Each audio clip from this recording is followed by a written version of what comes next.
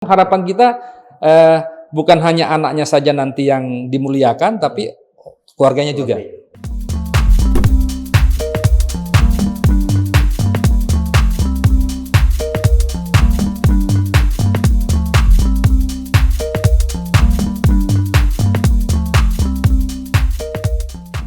Assalamualaikum warahmatullahi wabarakatuh, Tabikun. Waalaikumsalam warahmatullahi wabarakatuh. Tribuners, pemerintah telah memulai secara perdana sekolah rakyat pada tahun ajaran 2025-2026.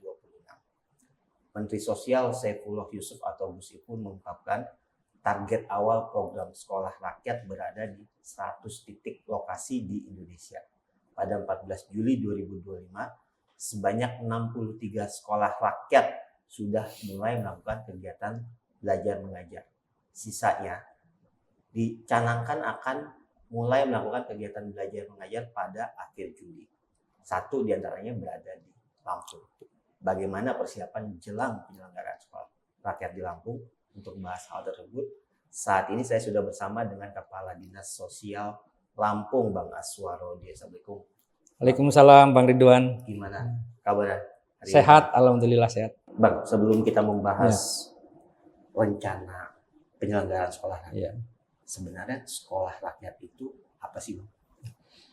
Jadi sekolah rakyat ini adalah sekolah jenjang SD, SMP, dan SMA yang khusus diperuntukkan untuk orang yang miskin dan miskin ekstrim.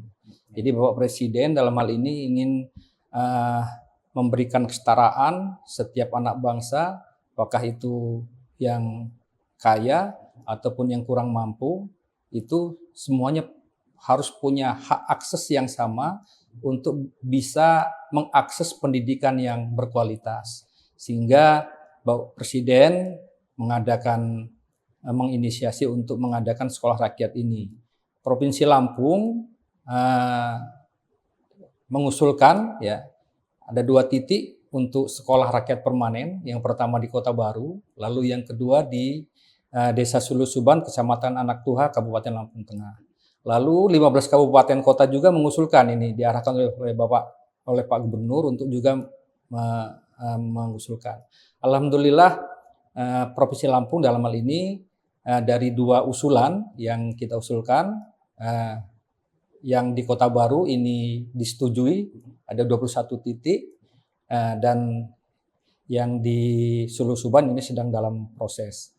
Bapak Gubernur sangat mensupport karena IPM kita memang masih rendah, dan salah satu sektor yang penyumbang IPM rendah itu adalah sekolah. Jadi masih banyak anak-anak didik kita di Provinsi Lampung ini yang memang putus sekolah dan masa jenjang pendidikannya ada yang berhenti hanya di jenjang SD, SMP. Sehingga keberadaan sekolah rakyat ini, yang terutama yang putus sekolah ini kan orang yang tidak mampu, Bang Ridwan. Jadi memang keberadaan sekolah rakyat ini adalah salah satu solusi untuk bagaimana anak-anak miskin, anak-anak yang tidak mampu ini, yang tidak mampu bersekolah ini bisa mengenyam sekolah.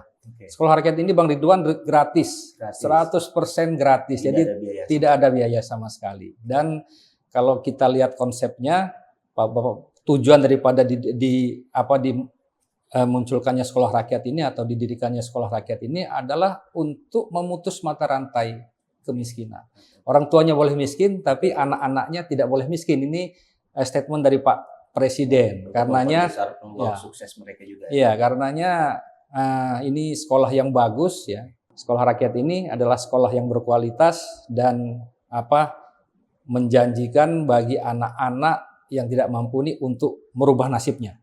Yang tadinya miskin jadi tidak miskin, gitu. Konsep sekolahnya sendiri seperti apa? Kan dikatakan asrama, mereka tinggal di asrama. Lalu katanya semuanya gratis. Itu apa saja yang gratis? Jadi konsep sekolah rakyat ini adalah boarding school. Ini Bang Ridwan, ini mengadopsi seperti sekolah Taruna Nusantara di Magelang. Ini anak-anak ini akan diberikan bukan hanya pembelajaran akademik, kemampuan akademik secara umum sama, mungkin jenjang SD, SMP, SMA sama, tetapi ada pendidikan karakter juga, kepada mereka dan juga ada pelatihan keterampilan. Nah, ini memang agak berbeda. Ini di sekolah rakyat ini memang benar-benar talenta anak peserta didik ini dipertajam. Jadi boleh dia masuk karena memang tidak ada seleksinya, ya. Boleh anak-anak peserta didik masuk, mungkin lemah di sisi akademik ketika pertama kali dites, mungkin akademiknya lemah, tetapi akan diidentifikasi nanti di MPLS-nya yang menonjol di mana, Bang Ridwan? Kalau yang menonjolnya misalnya di keterampilannya dipertajam di keterampilannya. Nah, ya, vokasionalnya. Kalau misalnya ada kelebihan di sisi olahraganya dipertajam di situ. Kalau ada kelebihannya di sisi akademiknya dipertajam di situ. Sehingga itu yang dipertajam sehingga nanti keluarannya pun disesuaikan dengan talentanya. Setiap karakter siswanya akan bisa berbeda. Iya, berbeda. Dan boarding school semuanya gratis. Tadi Semuanya Bang Ridwan tadi mempertanyakan bagaimana? Gratis, ya. Jadi kalau saya mungkin mengistilahkan MBS, hanya modal badan sehat aja, Bang. Ya, makanya sebelum mereka nanti masuk di asrama mereka diperiksa, dites bukan dites, dicek kesehatannya.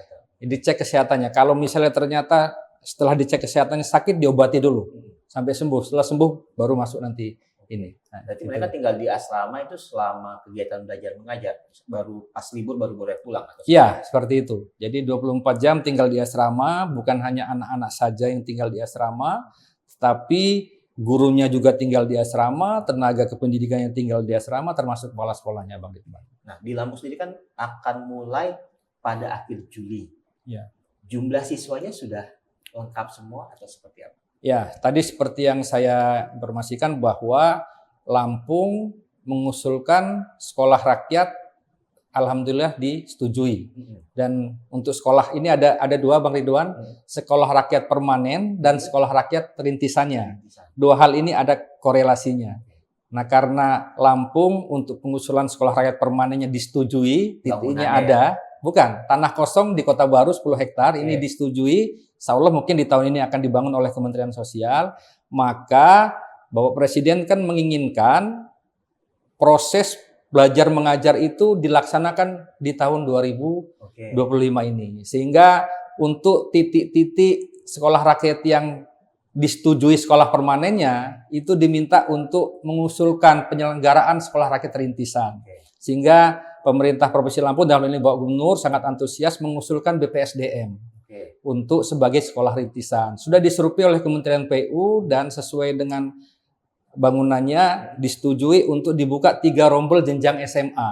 Nah, kita terus terang aja Bang Ridwan, kalau dinyatakan siap sesungguhnya sudah siap semua untuk jenjang 3 rombel jenjang SMA ini. Gurunya sudah siap, kepala sekolahnya sudah siap, tenaga kependidikannya juga sudah siap. Anggarannya pun kita koordinasi dengan Kementerian Sosial sudah siap. Semua sarana prasarana sudah siap. Hanya, nah ini yang tadi sudah Bang Ridwan juga sampaikan. Ada tahap tipe 1B, ada tipe 1A. Nanti ada juga tipe 1C, Bang Ridwan. Yang tipe 1A itu adalah 63 titik sekolah rakyat. Itu kenapa duluan? Karena titik-titiknya itu adalah merupakan balai dan sentra milik Kementerian Sosial.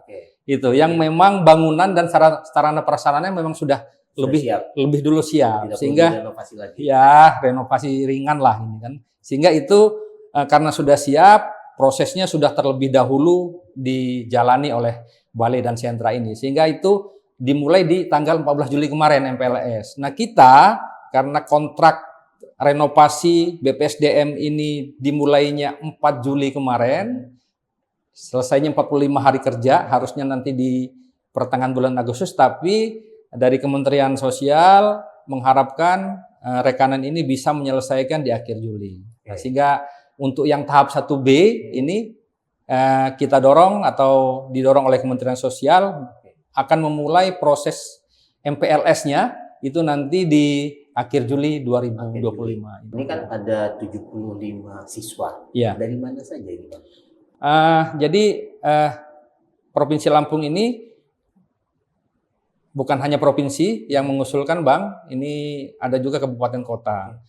Kalau provinsi yang mengusulkan sudah barang tentu wilayah kerjanya terdiri dari 15 kabupaten kota. Ini sistem penerimaan penerimaan peserta didiknya berbasis zonasi, Bang Ridwan. Karena sekolah rakyat BPSDM ini adalah milik Provinsi Lampung, maka pesertanya dari 15 kabupaten kota. Jadi 75 siswa ini bersumber dari 15 kabupaten kota. Tersebar di 15 Tersebar. kabupaten. Yang paling banyak peserta didiknya dari Lampung Selatan. Lampung Selatan paling banyak. Ya, karena memang sekolah rakyatnya berada di Haji Menang. Jadi sekolah rakyatnya ini, Bang Ridwan, sudah diberi nama oleh Kementerian Sosial Sekolah Rakyat Menengah Atas 32 Lampung Selatan. Ini nama sekolah rakyat jenjang SMA yang di BPSDM. Berdasarkan nomor se-Indonesia berarti. Iya. Iya. Nah, tadi bicara siswa, kalau gurunya gimana, Bang? Proses rekrutmennya seperti apa? Sekarang sudah tersedia. Jadi untuk kepala sekolah itu dilakukan seleksi. Alhamdulillah kemarin ini seleksi dilakukan melalui Kementerian Dikdasmen, yang mendaftar ada 12 orang, Bang Ridwan. Alhamdulillah yang lolos 1 atas nama Pak Asis Prasetyo. Ini adalah guru mata pelajaran bahasa Inggris dari SMA Negeri 1 Palas. Ini memang agak menjadi pertanyaan. Masih muda, Bang Ridwan, umurnya mungkin belum ada 40 lah ini. Dan golongan juga masih 3C, tetapi kelebihan dari Pak Asis ini adalah dia menguasai bahasa Inggris. Nah, memang ada persyaratan untuk guru kepala sekolah di sekolah rakyat ini, salah satunya harus menguasai bahasa Inggris. Karena Pak Presiden mengharapkan komunikasi di sekolah rakyat ini menggunakan bahasa Inggris. Nah, ini status kepegawaiannya masih pegawai daerah ini. Kalau untuk guru ini, Bang Ridwan, pemerintah Kemensos ini ada 3 skema ininya rekrutmennya. Yang pertama adalah redistribusi, yang kedua adalah rekrutmen seleksi dari guru yang sudah mengikuti PPG, dan yang terakhir adalah tes murni melalui CAT ASN. Untuk yang di titik yang di 100 titik ini Kementerian Sosial menggunakan yang nomor 2. Jadi rekrutmen dari guru honor yang sudah PPG. Nah, alhamdulillah ini sudah ada. Kita ada 17 mata pelajaran sudah diterima, dan semuanya berasal dari Provinsi Lampung, semua yang 17 ini. Itu. Jadi semua mata pelajaran sudah ada. Kemarin semua juga sudah kami cek, sudah hadir semua di BPSDM pada saat request kemarin, Bang Ridwan. Ini kan sekolah baru dengan konsep baru. Sekolah kan biasanya identik dengan dinas pendidikan, tapi kan mengurus dinas sosial. Untuk gurunya sendiri ada pembekalan khusus tidak? Ya, jadi kalau kepala sekolahnya itu ada pembekalan melalui retreat. Sudah dilakukan retreat di Kementerian Sosial. Lalu gurunya juga sudah ada orientasi. Nah, seperti yang saya sampaikan tadi, ada kriteria khusus untuk guru-guru di sekolah rakyat ini, Bang. Berbeda dengan guru di SMA, SMK biasa. Yang pertama sama. Persyaratan mereka harus menguasai bahasa Inggris. Karenanya pada saat seleksi itu ada tes TOEFL. Ada wawancara bahasa Inggris mereka ini. Lalu yang kedua, ini kan sekolah boarding school. Seperti tadi saya sampaikan, mereka diwajibkan untuk in-house juga. Jadi untuk tinggal juga di asrama.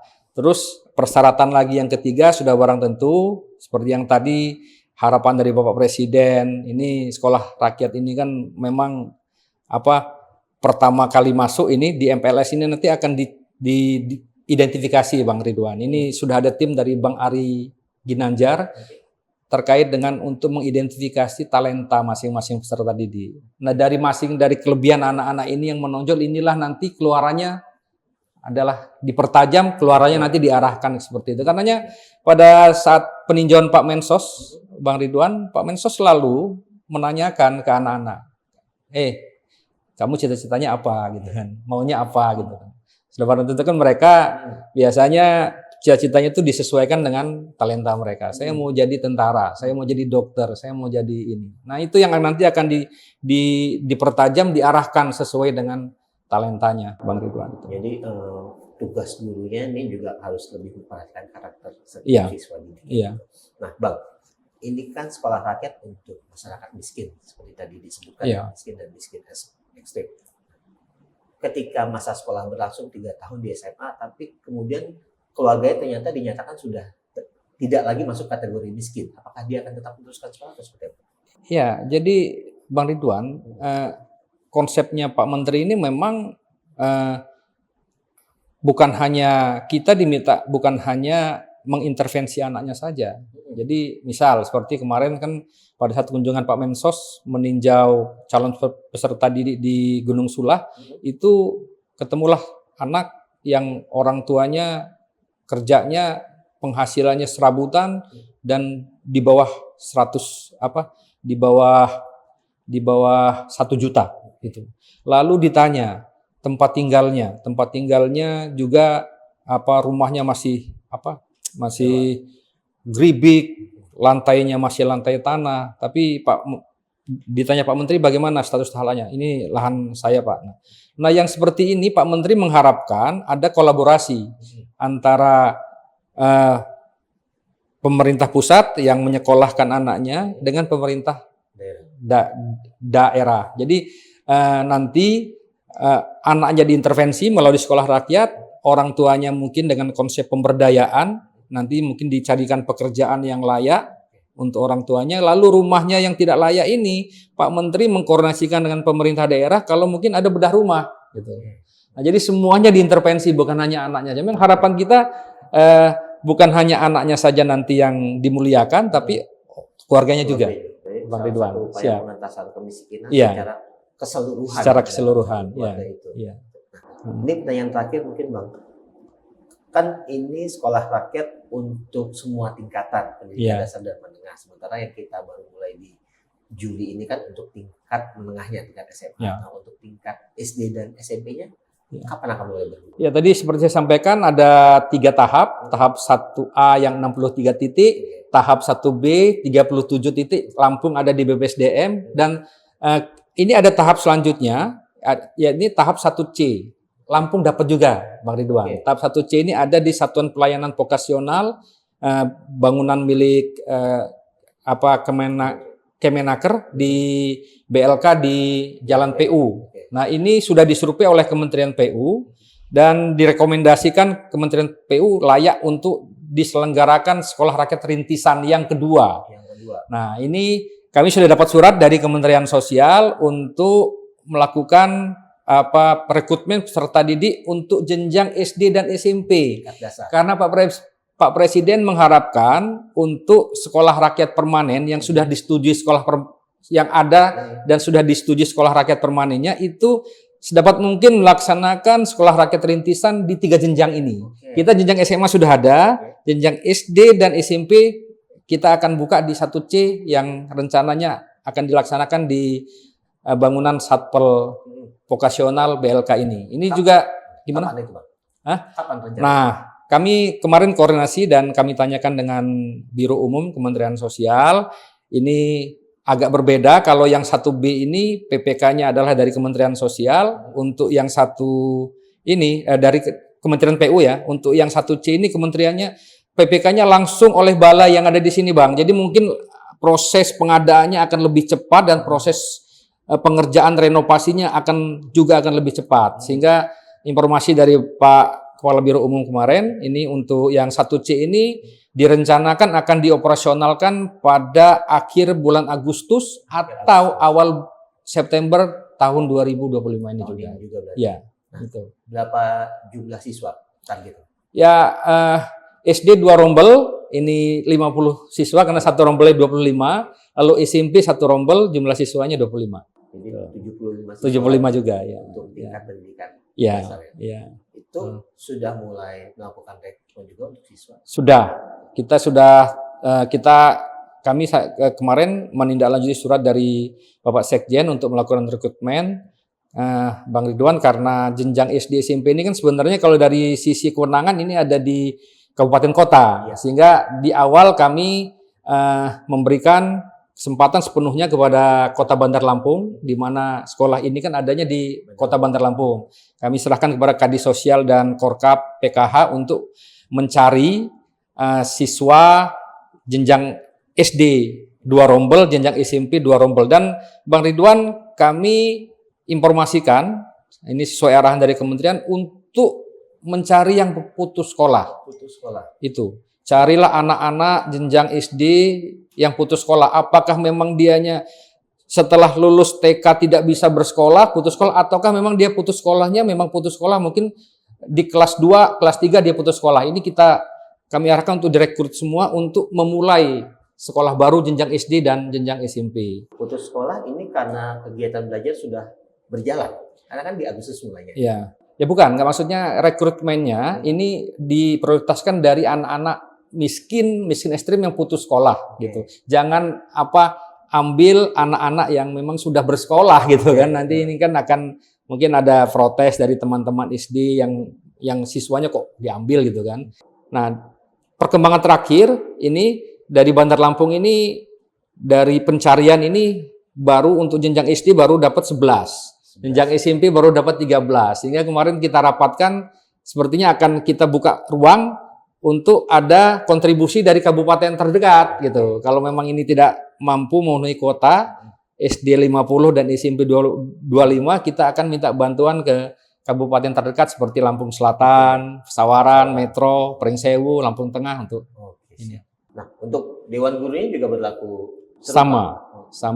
Sudah ada Jadi, banyak yang mendaftar atau? Ya, cuman kalau Dewan Gurunya, kalau yang kemarin SMA kan sumbernya dari guru honor yang sudah ikut PPG dari jenjang SMA. Nah, ini adalah guru honor yang sudah ikut PPG dari jenjang SMP dan SD.